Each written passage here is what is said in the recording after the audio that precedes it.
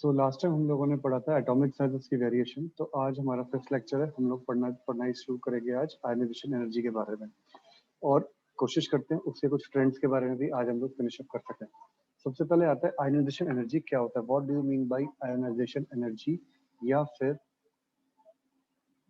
Ionization potential. Ionization energy and ionization potential एक ही बात होती है, या थोड़ा बहुत इसमें अगर क्या डिफरेंस होता है हम लोग उसके बारे में भी अभी पढ़ते हैं। आ जाइए। The energy required to remove the most loosely bound electron from the outermost orbit of one mole of isolated gaseous atom of an element is known as ionization energy. अब सपोज करो मेरे पास सोडियम है, ठीक है, first shell, second and third.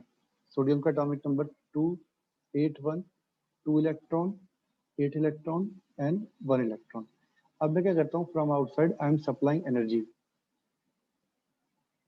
Supply of energy, energy is supplied from outside. और जब outside से एनर्जी सप्लाई करेंगे तो ये इलेक्ट्रॉन को मुझे बाहर निकालना है। इस इलेक्ट्रॉन को I want to move it out from the force of attraction. इस फोर्स ऑफ अट्रैक्शन से इसको बाहर निकालना है। So the minimum amount of energy which is required to remove the electron. मान लो मेरे पास ये एम था मेटल, ठीक है, ये गैसियस फॉर्म में था। गैसियस फॉर्म में क्यों लिया है, क्योंकि गैसियस फॉर्म में इलेक्ट्रॉन के अंदर इंटरपार्टिकल स्पेसेस सबसे ज्यादा होते हैं। तो एक मेटल था गैसियस फॉर्म में, इसमें से क्या करा, इलेक्ट्रॉन को बाहर निकाल दिया। जब इलेक्ट्रॉन को बाहर निकाल दिया तो मेटल किसमें कन्वर्ट हो जाएगा, एम पॉजिटिव के अंदर। सो किसी भी मेटल के गैसियस फॉर्म में से एनर्जी प्रोवाइड करके इलेक्ट्रॉन को बाहर निकाल देना।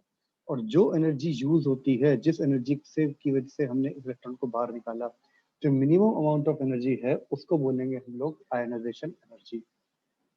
So ionization energy is the minimum amount of energy which is required to remove the electron from an isolated gaseous atom.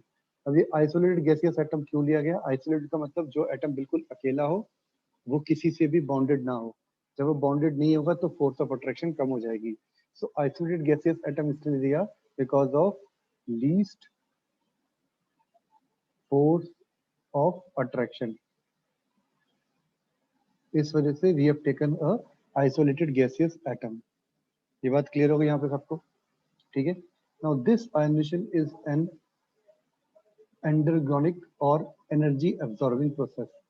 Energy absorbing मतलब इसके अंदर हमें एनर्जी को सप्लाई करना पड़ता है। Energy is required to do this process, so therefore it is known as endergonic और energy absorbing process. Clear. अगर मैं इसकी केमिकल रिएक्शन की बात करूं तो कुछ इस तरीके से केमिकल रिएक्शन होती है। मैग्नीशियम मैग्नीशियम का कोई भी मेटल है गैसियस फॉर्म में, उसमें से इलेक्ट्रॉन बाहर निकला, वो कन्वर्ट हो गया किसके अंदर, कैटाइन में। कैटाइन में कन्वर्ट हुआ और एक इलेक्ट्रॉन को बाहर निकला। अब ये जो मेटल था इसने कुछ एनर्जी को लिया, डेल्टा एच व डेल्टा एच आई, इसे बोल दिया हमने ionization energy. So ionization energy को रिप्रेजेंट करने का तरीका होता है H I. Delta H I is the way to represent ionization energy. Clear. कोई डाउट इसके अंदर? This is your chemical reaction. Chemical reaction metal gas था, इसमें से M metal gas positive plus electron बाहर। कोई डाउट आया तो बताइए इसमें फटाफट। नहीं है? ओके जी। अब इसके बारे में इसको मैं करता हूँ क्लियर। अब आगे के पॉइंट पढ़ते हैं हम लोग।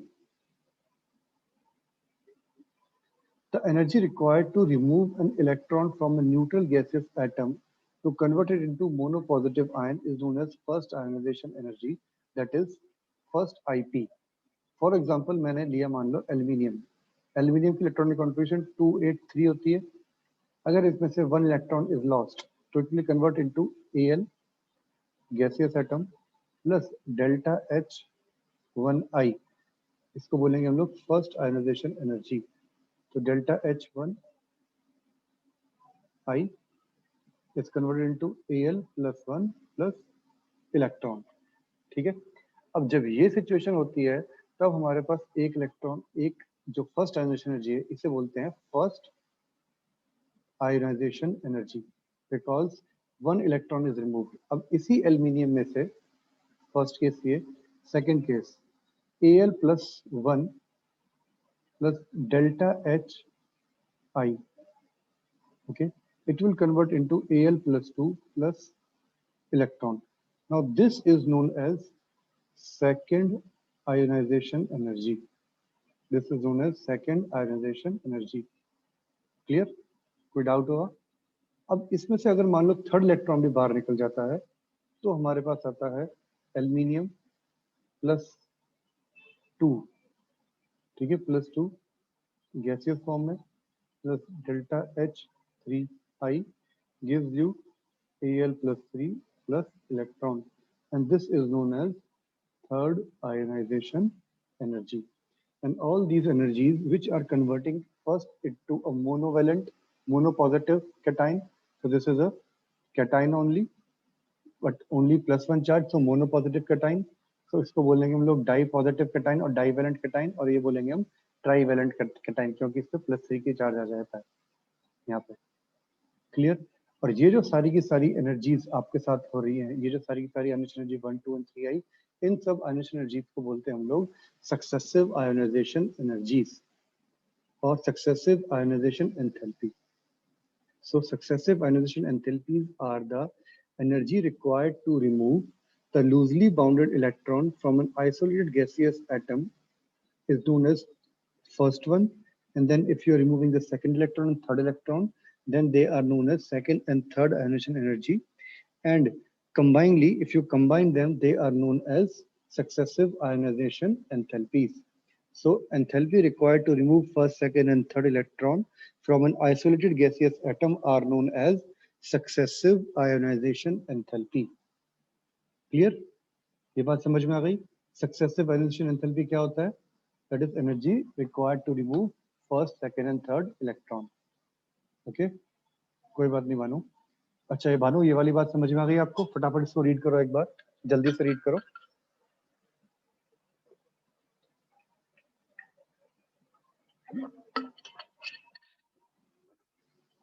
Is that clear? Any doubt? Ishan भूमिका,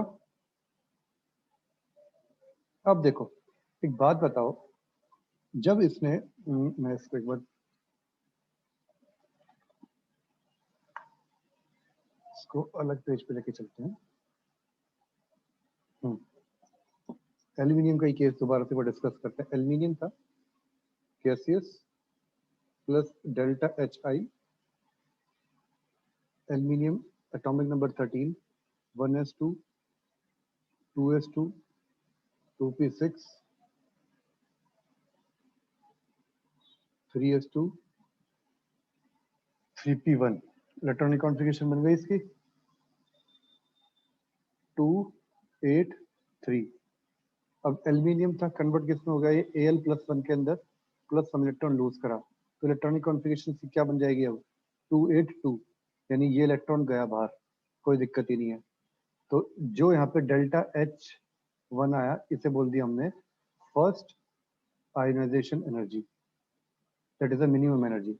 अब इसके बाद में Al+2 था, इसमें दोबारा क्या करा? इलेक्ट्रॉन को लूज करा, डेल्टा H2 आया। Now this delta H2 is more than delta HI. So delta H2 is more than first ionization energy. And इसी तरीके से जो लास्ट वाली थी delta H3 is the highest one. इस बात को याद रखना।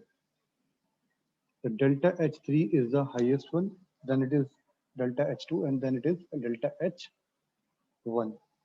Is that clear? Any doubt? So delta H3 is always greater than delta H2 and always greater than delta H1. Because whenever you are removing this electron, एक एक electron जैसे जैसे आप रिमूव करते जाते हैं, the force of attraction increases. As electron is removed, number of proton remain unchanged, which increases Z effective nuclear charge is effective nuclear charge, and hence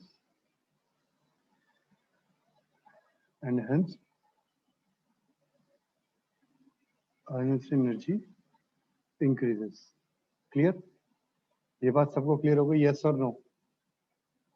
जब पहली ionization एनर्जी लूज हुई थी तो 13 प्रोटॉन एंड 13 इलेक्ट्रॉन थे. Second में 13 proton 12 electron, then 13 proton 11 electron. तो यहाँ पे थी, यहाँ से यहाँ तक आने में फर्स्ट. ठीक है, अब यहाँ पे प्रोटॉन ज्यादा है, इलेक्ट्रॉन के ऊपर फोर्स ऑफ अट्रैक्शन ज्यादा हो गया, बढ़ गया, तो ये आई 2. अब इस 13 से जब 10 इलेक्ट्रॉन करने पड़े 13 प्रोटॉन से, तो यहाँ पे सबसे ज्यादा हो जाएगी डेल्टा IE3. तो delta H third ionization energy is the highest one than that of the first one. Is that point clear? भूमिका, ईशा, ये बात क्लियर हो गई? कोई डाउट इसके अंदर? ओके जी, चलो तो फिर चलते वापस.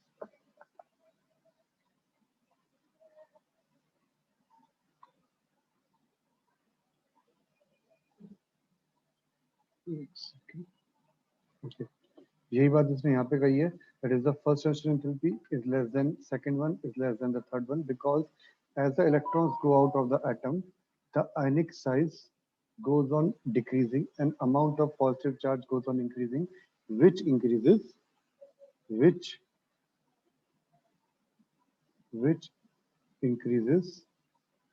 ionization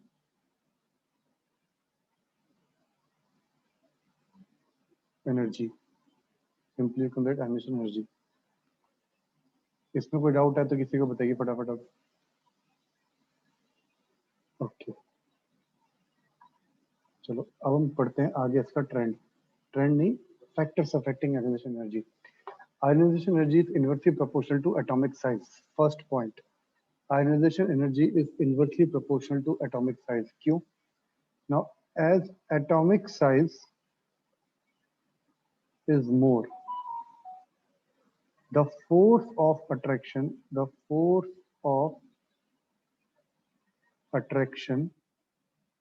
between nucleus and outermost shell is least, because atomic size is inversely proportional to force of attraction. जितना ज्यादा और आप कह सकते हैं इसको इस तरीके से लिख लो. छोड़ो, इसको हम लोग इस तरीके से लिखते हैं. Force of attraction is inversely proportional to atomic size. जितना ज्यादा फोर्स ऑफ अट्रैक्शन उतना एटॉमिक साइज कम. अब फोर्स ऑफ अट्रैक्शन किसके बारे में बात करी गई है? आउटरमोस्ट इलेक्ट्रॉन के बारे में बात करी गई है. अगर ये जो फोर्स ऑफ अट्रैक्शन है, ये फोर्स ऑफ अट्रैक्शन बहुत ज्यादा है, तो we require high amount of energy to remove it. So ionization energy will be high. Set ionization energy will be set to be high. समझ में आई बात? बट अब देखो जरा, ionization energy will be high. हाँ जी. नाउ फोर्स ऑफ अट्रैक्शन, अब इसी में अगर देखें तो यही साइज को मैं अगर बड़ा कर दूं, सपोज करो यहाँ पे 4 शेल होता, फोर्स ऑफ अट्रैक्शन क्या हो जाएगा? डिक्रीज हो जाएगा.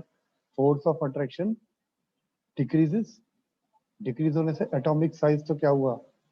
इंक्रीज हुआ. But ionization energy will be less, so ionization energy also decreases. तो इसका मतलब क्या हुआ? एटॉमिक साइज तो बढ़ा, आयनाइजेशन एनर्जी डिक्रीज हुआ. सो आयनाइजेशन एनर्जी और ionization potential is inversely proportional to atomic size and directly proportional to force of attraction. इस बात को आप नोट कर लीजिए फटाफट, फोर्स ऑफ अट्रैक्शन वाली बात. एटॉमिक साइज से समझ में आ गई आपको बात? कोई डाउट इसके अंदर? Any doubt? इसका सबसे बढ़िया एग्जांपल है, हम लोग करते हैं सोडियम एंड मैग्नीशियम। एक एग्जांपल लेते हैं सोडियम एंड मैग्नीशियम के में, ठीक है। अब sodium atomic number is 11, magnesium atomic number is 12, ठीक है। Now 1s2, 2s2, 2p6, 3s1 sodium. और मैं अगर मैग्नीशियम की बात करूं तो 1s2, 2s2 करते हुए यहाँ पे 3s2 आ जाएगा, ठीक है। अब साइज बताइए किसका ज्यादा है? Size of magnesium is small. अगर मैं साइज की बात करता हूं तो size of sodium is more than that of the magnesium. Why? Because from moving left to right size decreases because Z effective increases. It means sodium size is more than that of the magnesium, and we know that ionization energy is inversely proportional to atomic size. So इसका उल्टा कर दो, so magnesium energy is more than that of the sodium because magnesium size is small, so there will be more force of attraction on the outermost electron than that of the sodium, so therefore magnesium energy is is more than that of the sodium. ये वाली बात clear हो गई? कोई doubt इसके अंदर? जल्दी बताइए, इज दैट पॉइंट क्लियर? अब ये तो बात हुई थी मेरी फर्स्ट आयोनाइजेशन एनर्जी के लिए, ठीक है, दिस इज फर्स्ट। अब अगर मैं इसमें से एक एक इलेक्ट्रॉन गायब कर दूं, अब मैं इसको लिख कर देता हूँ मैं ब्लू कलर से चेंज। अब देखो यहाँ पे मैंने एक इलेक्ट्रॉन गायब कर दिया, ये किस में कन्वर्ट हो गया? Na पॉजिटिव के अंदर। अब आपके पास 1s2, 2s2, 2p6 आ गया, ठीक है। अगर मैं यहाँ से एक इलेक्ट्रॉन गायब करता हूँ तो 3s1 आ गया और ये Mg+1, ठीक है। Now that is the case of first delta H I, first ionization energy की बात करी गई। अब हम देखते हैं सेकंड आयोनाइजेशन एनर्जी किसकी ज्यादा होगी, सोडियम की ज्यादा होगी या मैग्नीशियम की ज्यादा होती है। अगेन मैं देखता हूँ साइज। अब मेरे पास दो आयन की बात करता हूँ। Now I have two ions, Na positive and Mg positive. इन दोनों आयंस में से किसका साइज ज्यादा है और किसका साइज कम है, जरा मुझे बताइए फटाफट। ऑब्वियसली बात है, Mg पॉजिटिव है, इसके अंदर 3 शेल है, इसके अंदर 2 शेल है, तो Mg पॉजिटिव का साइज बड़ा। Now it means Mg positive size is more than that of the Na positive, and ionization energy is inversely proportional to size. Ionization energy is inversely proportional to atomic size, so it means Na positive has more energy than Mg positive. अब देख लो उल्टा हो गया यहाँ पे, that is second ionization energy. अब question exam में क्या आता है, that first ionization, first delta Hi of sodium is less than Mg, but second ionization energy of sodium is more. Explain why. Explain why. I think अब आप लोग इसको अच्छे से एक्सप्लेन कर सकते हैं। Is that point clear? Bhanu, Isha, भूमिका, एनी डाउट बेटा? इसका फटाफट एक स्क्रीनशॉट ले लीजिए आप, ये इंपॉर्टेंट है क्वेश्चन, मोस्टली आपके एग्जाम्स में पूछा जाता है। वेरी गुड, ये क्वेश्चन को अपने आप कर सकते हैं। और दूसरी इसमें एक रीजन आप ये भी लिख सकते हैं, एटॉमिक साइज का हो गया, और दूसरा लिख सकते हैं सोडियम के अंदर देखिए क्या आ जाएगा आपके पास में, एक स्टेबल कॉन्फ़िगरेशन बन गई। तो magnesium is not that stable configuration, so magnesium के अंदर हमें अभी भी यहाँ पे प्रॉब्लम है, ठीक है। क्लियर है बात? चलिए इसका फटाफट एक स्क्रीनशॉट लिया आप लोगों ने। Bhanu, is that point clear? Okay जी, चलिए अब मैं इसको कर देता हूँ क्लियर यहाँ पे, ठीक है। एक सेकंड रुकिए।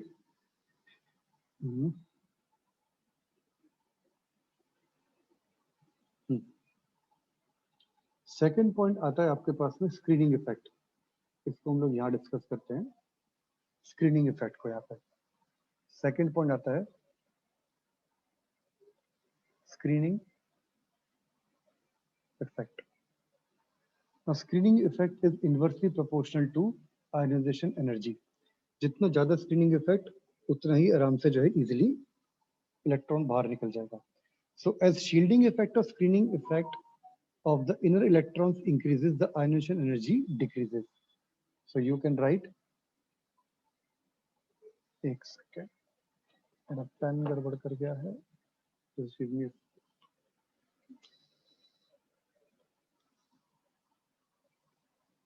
So screening effect is inversely proportional to ionization enthalpy. अब याद है स्क्रीनिंग इफेक्ट क्या था?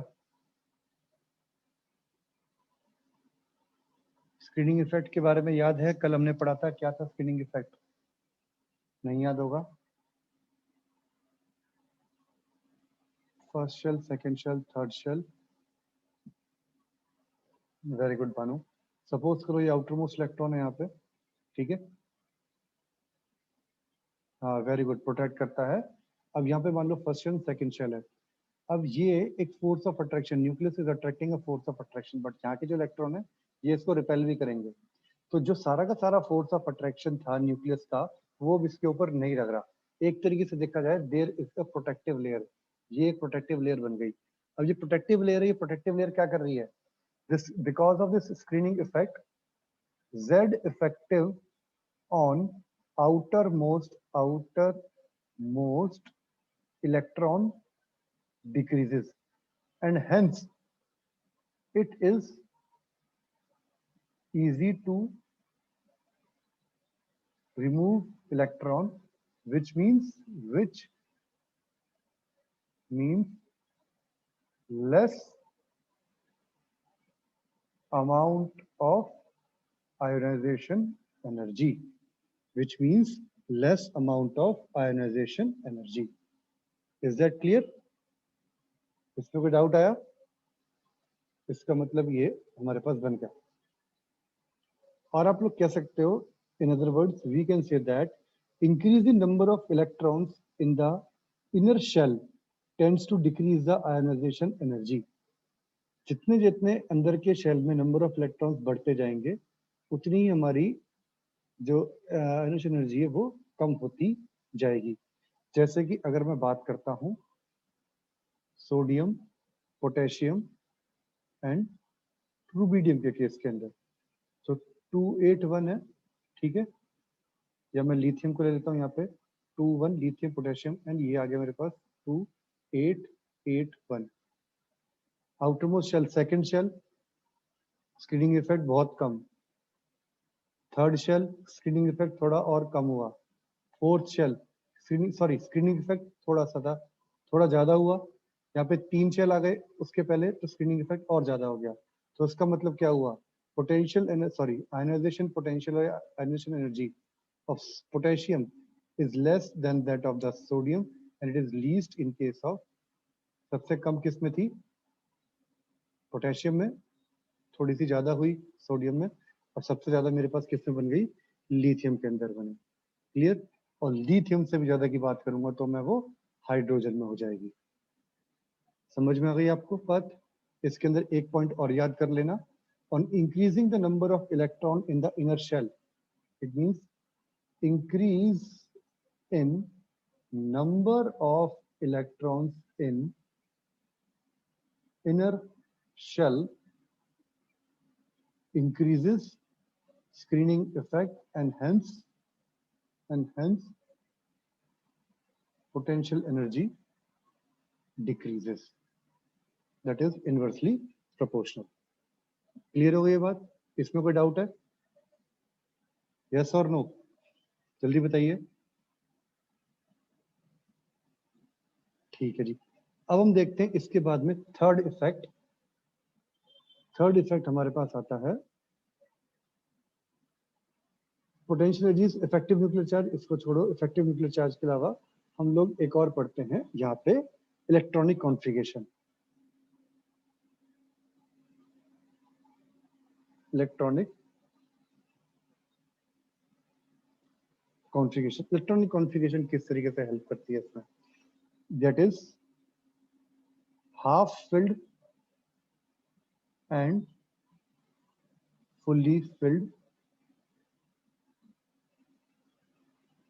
कॉन्फ़िगरेशन। अभी आपको कल का एक याद है, हमने एटॉमिक साइज के बता, कार्बन,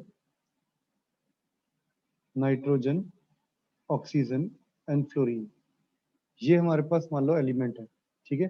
सारे के सारे एलिमेंट ये सेकंड पीरियड के हमारे पास आते हैं, ठीक है। अब ये एलिमेंट आते हैं हमारे पास 5, 6, 7, सॉरी 6, 7, 8 एंड 9। अगर मैं इनके साइज की बात करूं तो साइज के हिसाब से हम लोग इनको अगर लगाते हैं तो होना चाहिए था जो कायदे से साइज बनता है, कार्बन, नाइट्रोजन, देन फ्लोरीन, कुछ इस तरीके से साइज बनना चाहिए था। बट जो इनका साइज बनता है, साइज, एटॉमिक साइज हमारे पास बनता है कार्बन से बड़ा नाइट्रोजन, नाइट्रोजन के बाद फ्लोरीन एंड देन ऑक्सीजन। और इसमें से भी बल्कि पहले नाइट्रोजन आ जाता है, देन फिर कार्बन आएगा एटॉमिक साइज में। क्यों?